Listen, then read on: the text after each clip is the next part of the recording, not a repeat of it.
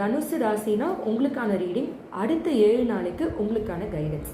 நான் என்னதான் மற்றவங்களுக்கு நல்லது நினைச்சாலும், என்னதான் நான் நல்லா இருந்தாலும், மற்றவங்க அந்த மாதிரி இல்லையே, மற்றவங்களால எப்போவுமே எனக்கு பிரச்சனை தான் இருக்குது, என் லைஃப்பில் ஒன்றுமே கைக்கே கூடலையே அப்படின்னு நீங்கள் நினச்சிங்கன்னா அது சீக்கிரம் உங்கள் லைஃப்பை விட்டு இந்த ஒரு எனர்ஜியெல்லாம் டென்ஸ் எனர்ஜி அப்படின்னு சொல்லுவோம். இந்த விஷயங்கள்லாம் உங்களை விட்டு நகர போகுது. ஏன்னா நீங்கள் நிறைய விஷயங்கள் உங்களுக்கு உள்ளுக்குள்ளே அந்த வேலிடேஷன் அப்படின்னு சொல்லுவோம்.